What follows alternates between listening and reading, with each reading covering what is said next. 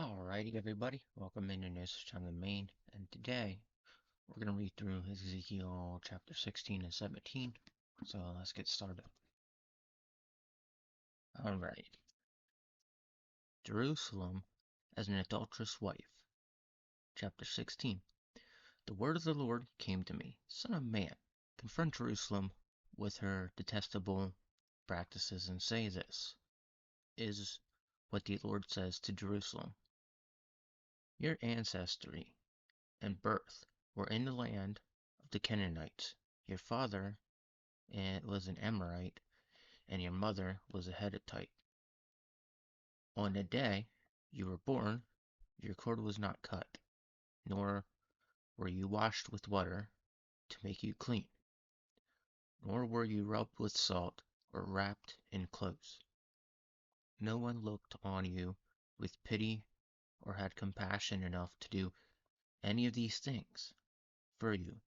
Rather, you were thrown out into the open field, for the land you were born in were despised. Then you passed by and saw, and I saw, and saw, then I passed by and saw you kicking about in your blood. And in your lay, and as you lay there in your blood, I said to you, Live. I made you grow like a plant on the field. You grew and developed and entered puberty. Your breast had formed and your hair had grown, yet you were stark naked. Later I passed by, and when I looked at you and saw that you were old enough for love, I spread the corner of my garment over you, and you covered your naked body. I gave you solemn oath and entered into a covenant with you, declares the sovereign Lord, and you became mine. I bathed you with water and washed the blood from you and put ointment on you. I clothed you with an embroidered dress and put sandals of fine leather on you. I dressed you in fine linen and covered you with costly garments. I adorned you with jewelry. I put bracelets on your arm and a necklace around your neck. And I put a ring on your nose, earrings on your ears, and a beautiful crown on your head. So you were adorned with gold and silver. Your clothes were of fine linen and costly fabric and embroidered clothes. Your food was honey, olive oil, and the finest flour. You became very beautiful and rose to be a queen. And your fame squared among the nations on account of your beauty, because of the splendor I had given you and given you. Your beauty perfect declares the sovereign Lord. But you trusted in your beauty and used your fame to become a prostitute. You lavished your favors on anyone who passed by. Your beauty became his. You took some of your garments to make gaudy high places, where you carried on your prostitution. You went to him and possessed your beauty.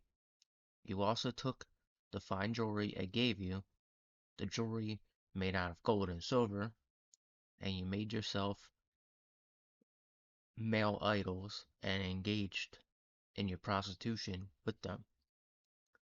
And you took your embroidered clothes to put on them, and you offered my oil and incense before them. Also, the food I provided for you, the flour, olive oil, and honey I gave you to eat, you offered as fragrant incense before them. This is what happened, declares the sovereign Lord. And you took your sons and daughters, whom you bore to me, and sacrificed them as food to the idols. Was your prostitution not enough? You slaughtered my children and sacrificed them to my idol, all in your detestable practices in your prostitution. You did not remember the days of your youth when you were naked and bare, kicking about in your blood. Woe, woe to you, declares the sovereign Lord. In addition to all the other wickedness, you built a mound for yourself and made a lofty shrine. In every public square, at every street corner, you built your lofty shrine and degraded your beauty, spreading your legs with increasing promiscuity to anyone who passed by.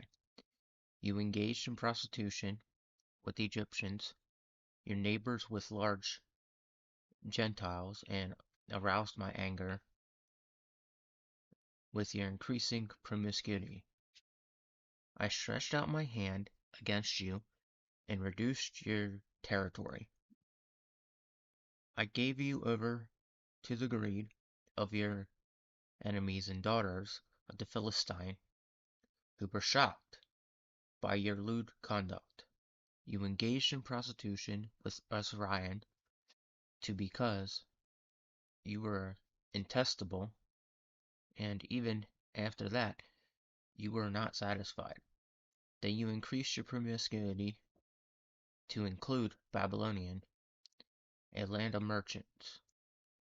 But even with this you were not satisfied. I am filled with fury against you, declares the sovereign Lord. When you do all these things, acting as a brazen prostitute, when you built your mounds at every street corner, and your lofty shrines in every public square, you were unlike a prostitution, a prostitute, but because you became scorned payment. You adulterous wife, you prefer stagger to your own husband. All prostitutes receive gifts, but you gave gifts to all your lovers, bribing them to come to you from everywhere you elect your favor. So, in your prostitution, you are the opposite of others. No one runs after you for favors. You are the very opposite, for you give payment and none is given to you. Therefore, your prostitution, hear the word of the Lord. This is what the sovereign Lord says. Because you poured out your lust and exposed your naked body and your promiscuity with your lovers, and because of all your detestable idols, and because you gave them your children's blood before them, I'm going to gather all your lovers with whom you found pleasure, those you loved as well as those you hated. I will gather them against you from all around, and will strip you in front of them, and they will see you're stark naked. I will sentence you to the punishment of women who commit adultery and who shed blood. I will bring on you the blood vengeance of my wrath and jealous anger. Then I will deliver you into the hands of your lovers, and they will tear down your mounds and destroy your lofty shrines. They will strip you of your clothes and take your fine linen jewelry and leave you stark naked. They will bring a mob against you who will stone you and hack you into pieces with their sword. You will bring down your house and inflict punishment in your sight of many women. I will put a stop to your prostitution, and you will no longer pay your lovers. With my wrath against you, I will subdue, and my jealous anger will turn away from you. I will claim, I will be calm and no longer angry, because you did not remember the days of your youth, and enraged with me all these things.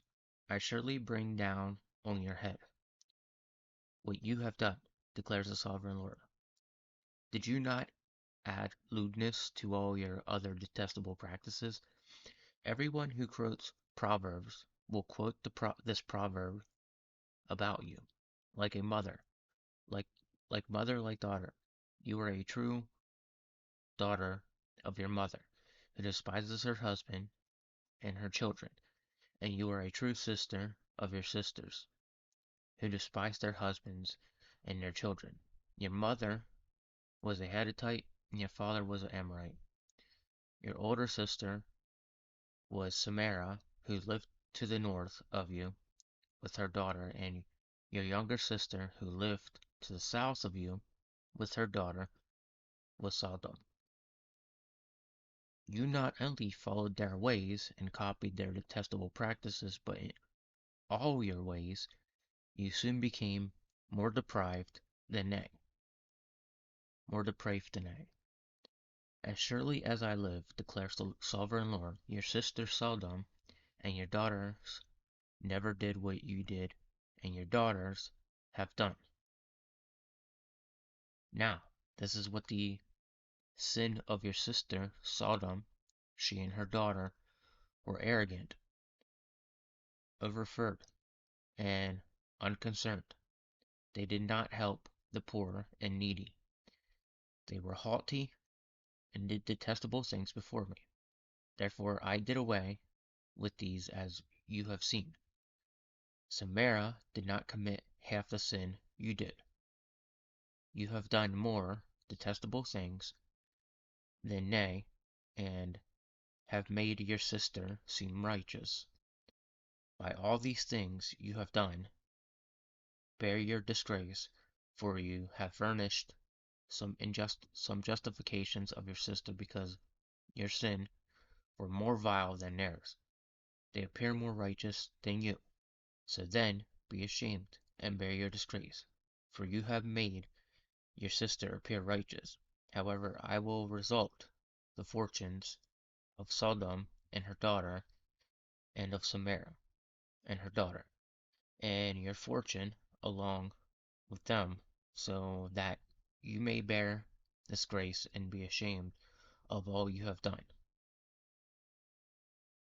In giving them comfort, and your sister, Sodom with her daughter, and Samara with her daughters, will return to what they were before, and your daughters will return to what you were before. You would not even mention your sister Sodom in the day of your pride, before your wickedness was uncovered. Even so, you are now scorned by your daughter of Edom and all your neighbors and daughters of the Philistine. All those around you who despise you will bear the consequence of your lewdness and your detestable practices, declares the Lord. This is what the sovereign Lord says. I will deal with you as you deserve, because you have despised my oath by breaking the covenant. Yet I will remember the covenant I made with you in the days of your youth, and I will establish an everlasting covenant with you. Then you will remember your ways and be ashamed when you receive your sisters. But those who are old, and then you, and those who are younger, I will give them to you as daughters, but not on the basis of the covenant with you. So I will establish my covenant with you, and you will know that I am the Lord. Then I will make anointment for you for all you have done. You will remember and be ashamed, and never again open your mouth because of humiliation, declares the sovereign Lord. So we're gonna get in chapter 17 in short, but I just want to say the Lord's talking about the entire land. Apparently the entire land. He's where's he talking about again?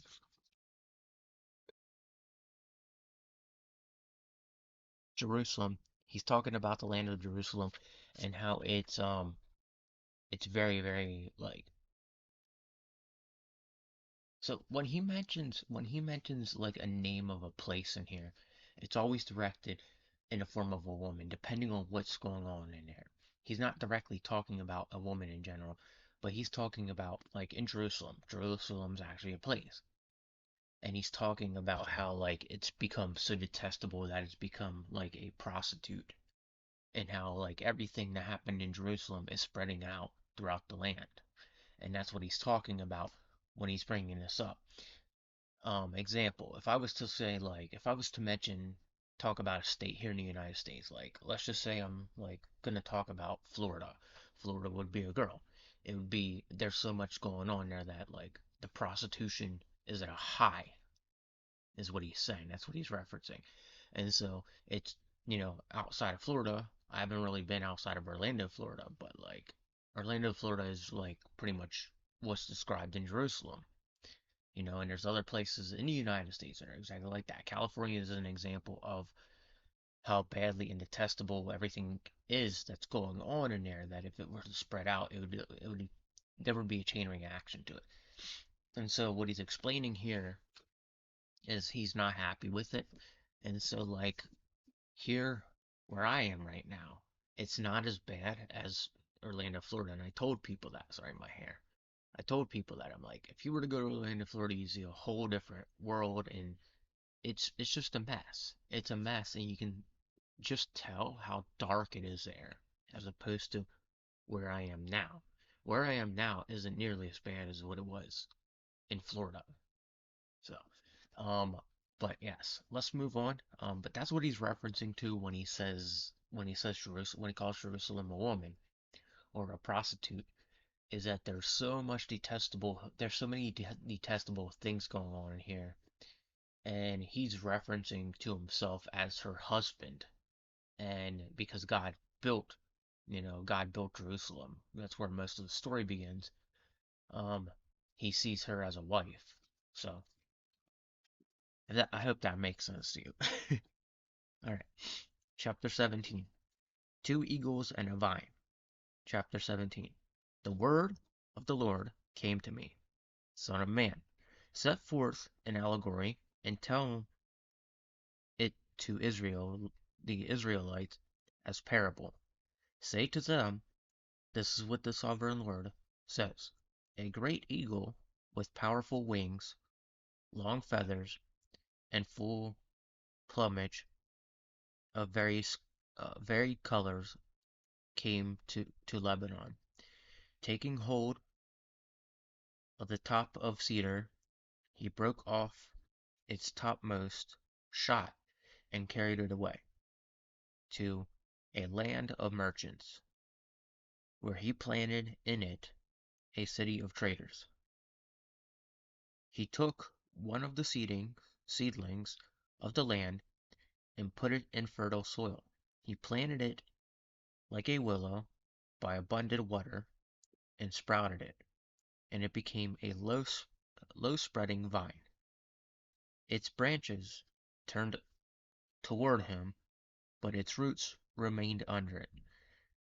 So it became a vine and produced branches and put out leafy boughs.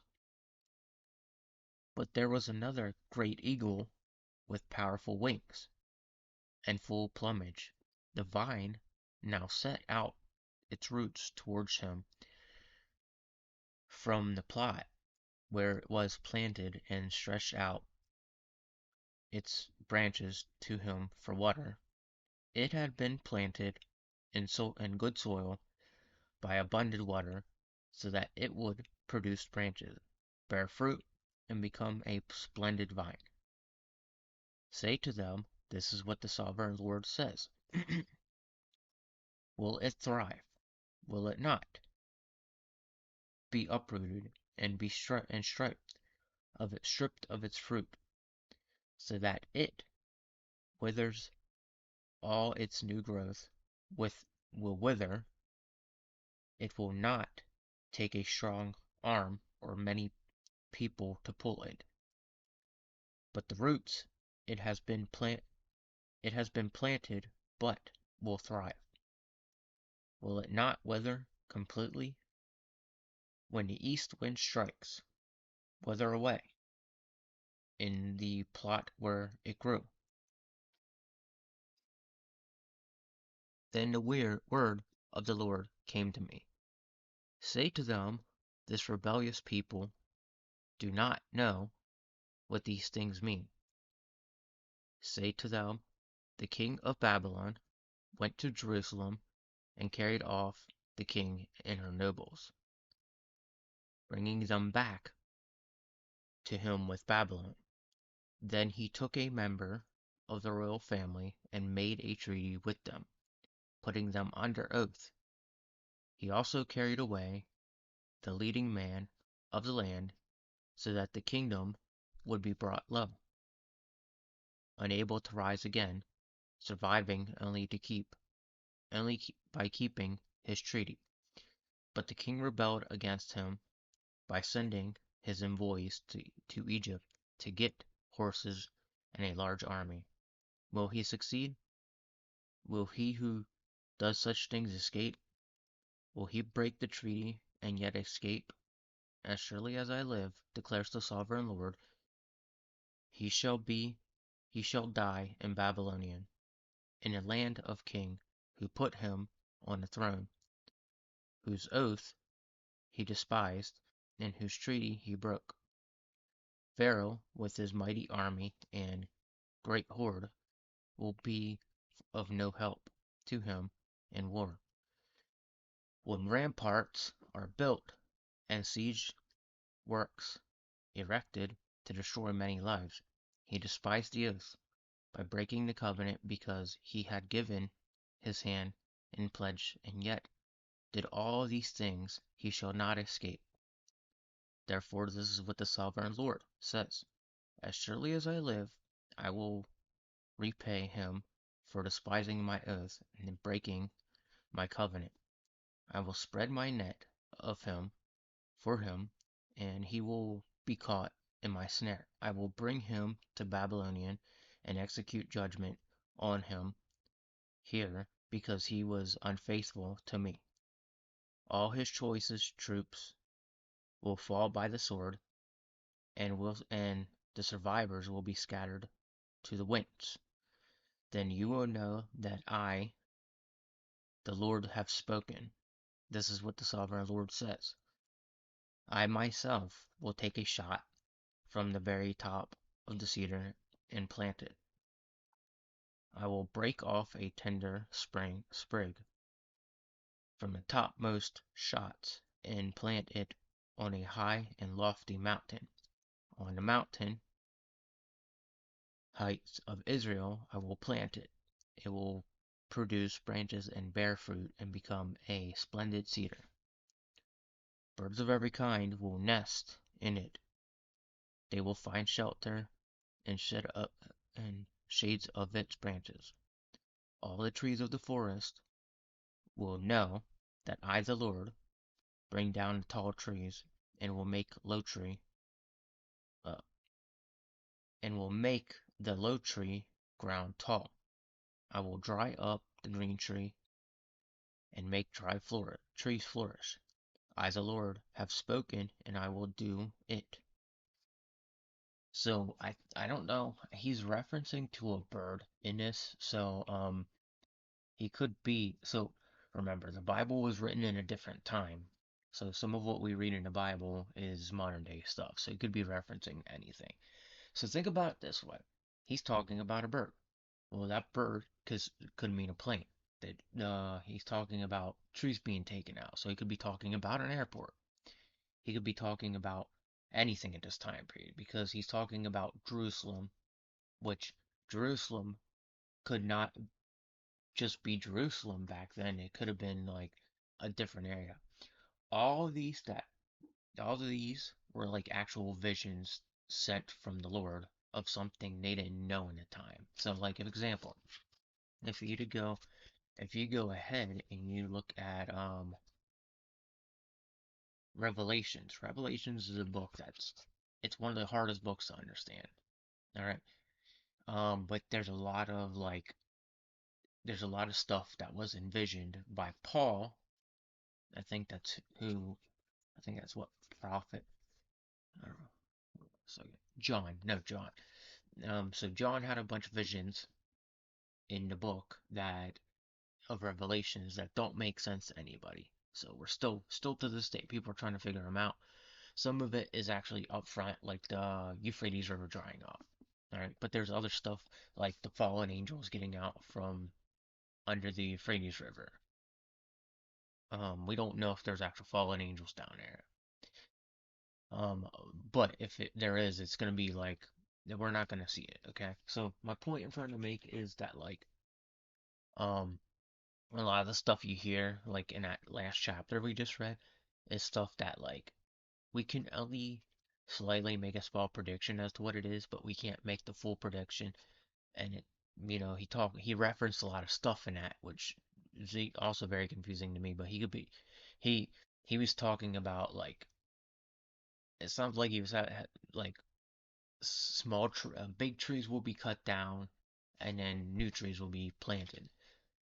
Um, we could just see reformation of a different of areas that you know were at the time be taken over by planes or an airport, and just you know cleared out and replanted again trees. So that's what I got from that. It could be in anything, but yeah. All in all, just the Lord speaks to us and gives us signs and examples, like He's did it with me. So if you're not speaking with the Lord, if you're not listening to the Lord, you will not know references He makes, or you'll, some things the Lord tells me is just simple, hey, this is gonna happen to you. And then later on down the line it happens to me, and I say, wow, this happened to me. This is what the Lord said to me. So all in all, that's about it for me today. For now. So I'll be back in a different video. Stay tuned for that. And I'll be seeing you next time. Have a good day, and God bless you. And pray, pray, pray. Read that Bible. Take it easy. God bless.